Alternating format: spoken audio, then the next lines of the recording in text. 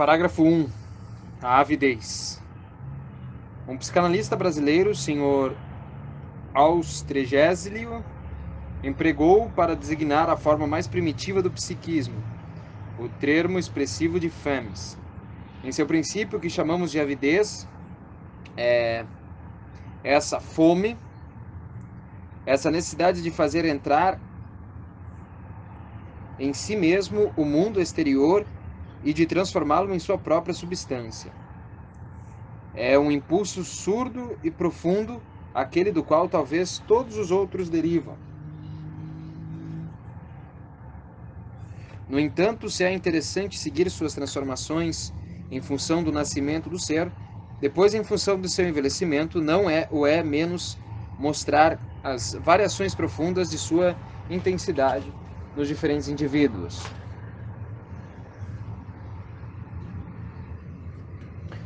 Desejo de integrar em si mesmo e inicialmente de tragar, depois, logo a seguir, de conservar, de reter. Repete-se frequentemente que todo bebê nada mais é do que um tubo digestivo. Também suas relações com o mundo exterior se exprimem, originariamente, mediante seu comportamento alimentar. Sua avidez poderá consistir em engolir precipitadamente os alimentos ou em retê-los. No adulto, o objeto direto de nosso estudo, essas duas formas são fáceis de encontrar. A primeira é a avidez dos ativos.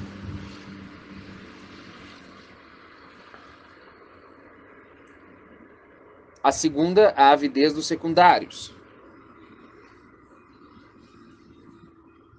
Isso significa que, já que elas fazem intervir dois fatores diferentes, poderão encontrar-se ora unidas, ora dissociadas. Napoleão, por exemplo, é um ávido apaixonado, simultaneamente desejoso de adquirir e de conservar. A avidez de um colérico, como Goethe, é a de um homem consciente de seu poder e que sente que tem mais a ganhar em se lançar adiante do que em permanecer em seu lugar. Tem confiança em suas possibilidades e sua instabilidade natural. Transforma em empreendimentos e em aventuras a necessidade que sente de assimilar tudo que o cerca.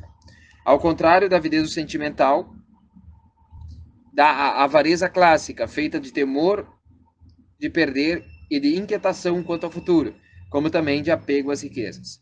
Abre aspas. Aqueles que não amam o dinheiro senão para despendê-lo, escreve Valvenargues, não são verdadeiramente ávaros. A avareza significa extrema desconfiança dos acontecimentos que procura garantir-se contra instabilidades da sorte por uma excessiva providência e manifesta esse instinto ávido que nos força a aumentar e afirmar e fortalecer nosso ser. Fecha aspas. Cada uma dessas duas espécies de avidez julga-se naturalmente dotada de razão, ignora a outra e se sente levada a julgar sem severidade. Verifica-se isso, por exemplo, no plano da psicologia dos povos, nos julgamentos que fazem frequentemente uns sobre os outros os americanos e os franceses. Entre os primeiros, os ávidos são geralmente ativos. Entre esses últimos, são, as mais das vezes, sentimentais. Julgam-se reciprocamente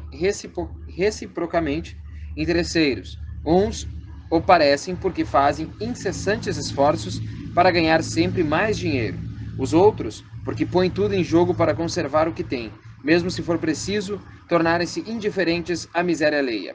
Uns calculam em dólares suas aquisições ou seus atos, o que lhes permite valorar exatamente suas atividades. Os outros acham deselegante que se fale de dinheiro, condenando assim de antemão aqueles que viessem a pedir-lhes. Aqueles são duros na luta, estes na posse. É que os primeiros veem no dinheiro o símbolo do êxito, o sinal de que sua ação passada era prenhe de valor, e também o meio de agir para o futuro com eficácia ainda maior. Os últimos veem nele sua força, outros procuram nele um abrigo para sua fraqueza. Falando da avidez de um ativo, citáramos mais acima o nome de Goethe. É a ocasião de fazer notar um importante traço comum aos 4 fatores de tendência. Cada um destes corresponde ao impulso fundamental que permanece realmente o mesmo em todos os indivíduos em que se encarna, mas que, no entanto, reveste-se aqui e ali de facetas diferentes. Estas formas de expressão variam conforme a tendência se combine com tais ou tais outros fatores, conforme também a inteligência e as aptidões do indivíduo, conforme, enfim, o emprego que faz deles a liberdade do eu, a avidez de um sensual, de fraca curiosidade e de medíocre força intelectual resultará no glutão, no homem de negócios que não vive senão para o dinheiro, o colecionador de recordes ou de aventuras galantes. Notemos, de passagem, que esses traços estão frequentemente reunidos no mesmo indivíduo. Mas há também um desejo de saber que nada tem a ver com a paixão intelectual de que falaremos mais adiante, e que é somente uma sublimação da avidez. É uma espécie de bulimia intelectual que provoca uma fome desordenada de conhecimentos. Trata-se de manter o maior número possível de coisas na memória ou em seu fichário. Abre aspas. Um homem que digere mal e que é voraz, escreve Valvernargues, é talvez uma imagem bem fiel do espírito da maior parte dos sábios. Fecha aspas. Não se deve crer, aliás, que a semelhança entre o apetite e o desejo de aprender não se aplique senão aos casos mais simples. Aqueles em que os conhecimentos são acumulados sem discernimento. A assimilação não nos faz sair da avidez. Ela cumpre o fim próprio da avidez. Um conhecimento assimilado resulta da avidez quando é procurado para o acréscimo do ser, que se pretende, ou dos meios de ação que ele fornece. Toda concepção instrumental da inteligência depende, assim, do primado, mais ou menos conscientemente atribuído à avidez. A curiosidade do ávido volta-se essencialmente para os fatos. Quando se volta para as leis, estas não são senão receitas, isto é, meios de acrescentar o poder de que se dispõe, fazer seus os conhecimentos que ainda não se possuíam, assimilá-los e lucupletar-se de um alimento intelectual que, exatamente como o alimento material, aumenta-nos as forças e alarga nosso campo de ação. Fala-se, pois, com muita justiça, da sede de saber, de um homem que devora os livros, aquele que se alimenta de Montaigne ou de Descartes, né, da conferência que lhe foi preciso tragar, de conhecimentos mal digeridos e etc. A paixão intelectual é totalmente outra coisa. Afasta-se do pormenor ínfimo dos fatos e volta-se para a razão que os explica. Para ela, compreender nunca é captar, mas contemplar. Veremos a este assunto mais tarde. A avidez não se diversifica apenas pelos objetos aos que diz respeito, isto é, pela qualidade dos alimentos. Estende rapidamente para além dos limites do próprio corpo a zona de seu domínio. E depois, comer nada mais é do que uma forma especial de apossar-se, de possuir. A avidez torna-se muito depressa desejo de posse. Posses das coisas, posse dos seres. Posse como fim em si, e não como meio de prazer. É por essa razão que nada se compreende da psicologia do avarento, nem da psicologia de qualquer ávido, quando se acha que exista contradição de seu procedimento e quando se percebe, com ironia, que se privam do prazer para assegurarem a possibilidade do prazer. Teriam assim deixado fugir a presa pela sombra, encarando como fim aquilo que não poderia ser senão um meio. Esta é uma explicação inexatíssima. O avarento que morre de fome sobre sacas de ouro não é tolo, teve exatamente o que queria. O ouro não era para ele o meio de possuir mulheres ou de regalar-se com iguarias requintadas e caras. Regalo. Regalo é presente, se não me engano. Aqueles que amam verdadeiramente esses prazeres buscam-nos quando têm meios. O que o avarento goza ao contar o ouro é seu poder. Ao aumentar o seu tesouro, experimenta a satisfação do automobilista que melhorou de 2 minutos o tempo que levava comumente para cobrir determinado percurso. Dizer a um homem que ele vale $50.000 corresponde à mesma disposição de espírito. É que o homem tende a confundir-se com aquilo que possui. Encontramos ainda aqui a ideia de assimilação, isto é, a passagem daquilo que se possui para aquilo que se é. Na minha mão, o fruto é meu. Ao comê-lo, ele se transforma em mim mesmo. Narra-se que um avarento dizia antes de morrer: quisera diluir todos os meus bens num copo de água e bebê-lo antes de partir. Entre o ser e o ter, inúmeros intermediários são responsáveis por insensíveis transições. A vontade de poder não deseja as coisas senão para afirmar o eu, e as coisas nada são senão a medida de seu próprio ser. O fundo da avidez é a vontade de ser mais possível e de perseverar no ser. É a necessidade de afirmar-se como indivíduo distinto dos outros, que possui interioridade própria, que constitui um centro autônomo em relação ao qual todo o resto do mundo se organiza e se hierarquiza. A posse não é senão um estágio em direção à assimilação completa. Permite ter à disposição tudo o que se puder assimilar mais tarde, como a pessoa que comporta maior número de livros do que poderá ler imediatamente. Permite também ampliar a zona de eficácia do eu, tal como o bastão que prolonga o braço, o dinheiro que possuo, o poder que os outros reconhecem em mim. Permitem-me ser obedecido melhor do que o seria sem fortuna ou sem título. Se a posse do dinheiro foi, e muitas vezes ainda é, o próprio sinal da posse, deve-se indubitavelmente a que o dinheiro foi, durante muito tempo, um meio quase universal para a obtenção de prazer. Era, destarte, a medida do poder, e os homens o desejavam para serem fortes, como também para provarem os prazeres de que eles podiam proporcionar. Assim, o capital não é elemento acidental na vida dos homens, que estaria circunscrito a certas circunstâncias ou a certas formas sociais. O que é contingente é apenas a forma de que se reveste, em certos momentos, esse poder, ao qual está submetida a avidez. Suprimir sua expressão capitalista não é suprimir o desejo que suscita, mas somente obrigá-lo a procurar as outras maneiras de exprimir-se. É mudar de máscara, mas não renunciar à comédia. A ação me permite aproximar de mim e tornar-se consumíveis as coisas que quero incorporar. Reciprocamente, ela é o meio de exibir minhas novas forças. Ajo para crescer e cresço para agir mais. Círculo sem fim, que é menos o da atividade do que o da vontade do poder. Não se trata de sentir prazer na ação pela ação, na qual sentir-se-ia a satisfação que se experimenta por ocasião de um gesto de desprendimento, fora de toda preocupação utilitária. Tal atitude estética encontra-se nos ativos não ávidos com fortes interesses sensoriais.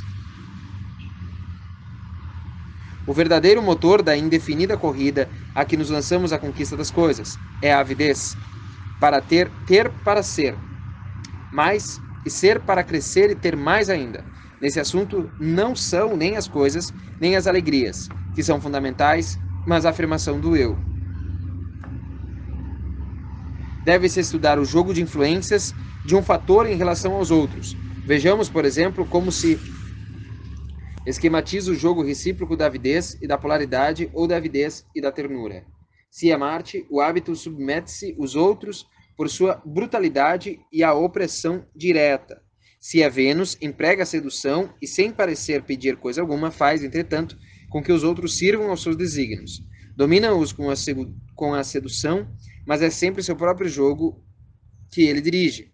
Assim é que, com especial cuidado, aplica-se a evitar relações que o tornariam dependente de alguém. Tal comportamento é constante, em particular, com relação às mulheres. Louis XI diz-nos, Champollion, seu historiador, não amava, ou amava pouco, as mulheres. Elas nos dominam e Louis não queria ser dominado. Fecha aspas. A vida de um Vênus, ávido como Goethe, é cheia desses superfúgios com base na avidez, muito dispersos daqueles a Rousseau, oriundos de sua fraqueza. Encontra-se também muitos exemplos de tal comportamento em Napoleão, o que justificaria que, se ele tem atribuído a opinião de que, abre aspas, em amor, a verdadeira coragem é a fuga. Fecha aspas. A verdadeira coragem manifesta-se aqui em função da ambição. Para afirmar-se a si próprio, convém fugir dos liames,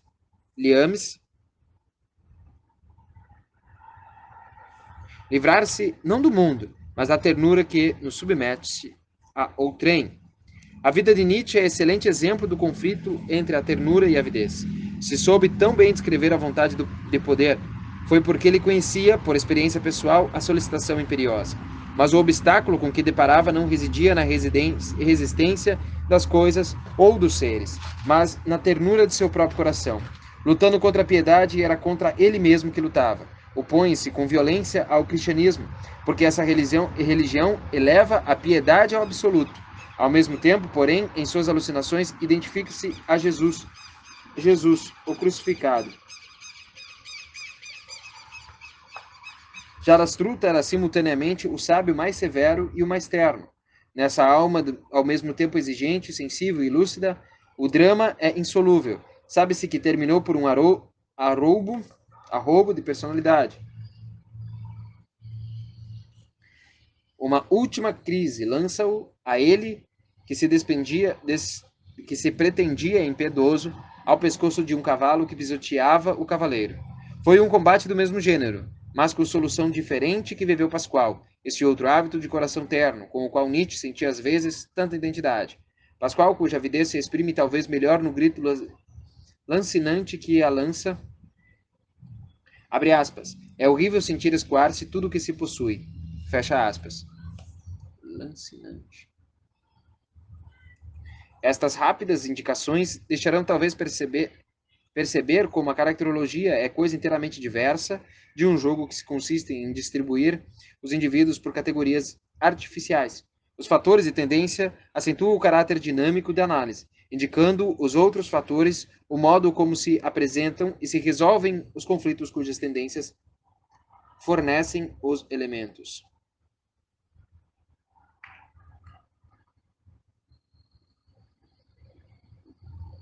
A avidez oferece matéria a longo estudo. Apresentamos aqui apenas um esboço. Completemo-lo, ao menos com a indicação de duas manifestações importantes da avidez, que auxiliarão a compreender-lhe melhor a significação.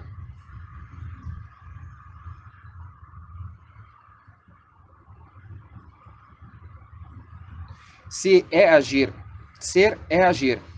A fórmula é corrente. A facilidade com a qual a aceitamos demonstra que existe em todos os seres, sejam eles os mais ternos, um irredutível substrato de avidez original. Mas são os hábitos que adotam a máxima para dar-lhe um sentido absoluto. Encontramos-la nos políticos ambiciosos e, por exemplo, nos lábios de Clemenceau, que se comprazia em dizer, abre aspas, é preciso agir, a ação é o princípio, a ação é o meio, a ação é o fim, fecha aspas. Encontramos-lo lá nos chefes militares como Liao Tai,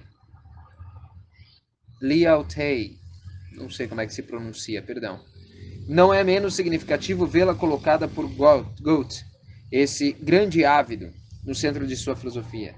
Quando Fausto, encerrado em seu gabinete com o diabo que havia tomado a forma de um cão, interroga a si mesmo sobre o sentido do verbo, das Wort, na frase da escritura.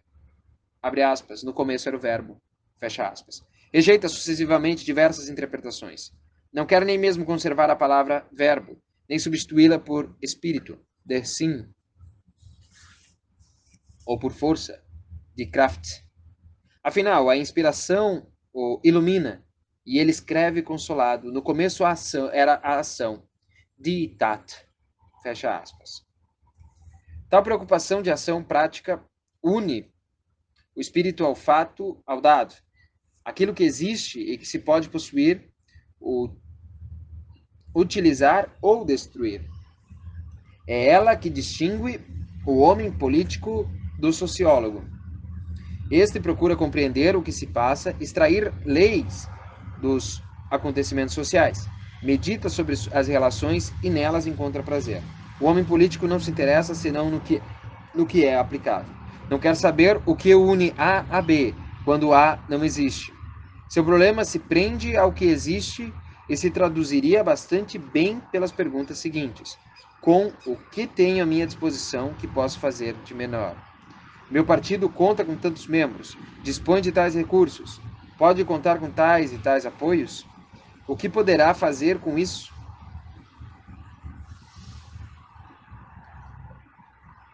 A política consiste na percepção do possível. Daí provém o gosto dos homens de ação pelos inventários. Abre aspas. Tenho sempre presente em os meus relatórios, diz Napoleão. Não tenho memória suficiente para reter um verso alexandrino. mas não esqueço uma sílaba dos meus relatórios. Esta noite vou encontrá-los no meu quarto. Não me deitarei sem havê-los lido. Sinto mais prazer nessa leitura do que sente uma jovem na leitura de um romance. Fecha aspas. É o mesmo prazer do avarento, contando ouro. Num caso como no outro, ficamos admirados em reconhecer a medida das nossas forças. O avarento é apenas um ávido temeroso. O aventureiro, um ávido intimoratus. Eles ilustram os dois aspectos de um mesmo desejo. Força e dinheiro, meios de prazer, exclama o voluptuoso. Prazeres, sinais de poder, responde o ambicioso. O segundo ponto sobre o qual desejávamos chamar a atenção é o caráter psicológico de nossas análises. A avidez de que nos ocupamos é uma tendência natural mais ou menos forte, e não uma qualidade moral ou um vício. Pode, ora, inspirar o nobre desejo de se aperfeiçoar indefinidamente, ora, traduzir-se pelo desejo insignificante de colecionar coisas, ora, enfim, estar na origem do desejo condenável de submeter os outros ao seu império. Notemos, por exemplo, que a avidez está na base de uma virtude a qual muitos moralistas atribuem particular valor, o respeito pela dignidade pessoal. Uma mulher ávida atribui tal valor à sua pessoa que recusa indefinidamente entregar-se ao homem a quem ama. Pensamos nos escrúpulos e nas negaças da princesa de Cleves e, através dela, de Madame Lafayette. Em sua vida encontrar-se-ão inúmeros outros testemunhos de avidez, extremo cuidado de sua reputação, muito mais preciosa do que a felicidade do ser amado, uma exatíssima atenção às questões de dinheiro, vivíssima sensibilidade por tudo quanto diz respeito às vantagens materiais. Opor-se-á a tal comportamento, que se poderia chamar essencialmente burguês, o comportamento da maior parte das heroínas de Jean Anouilh,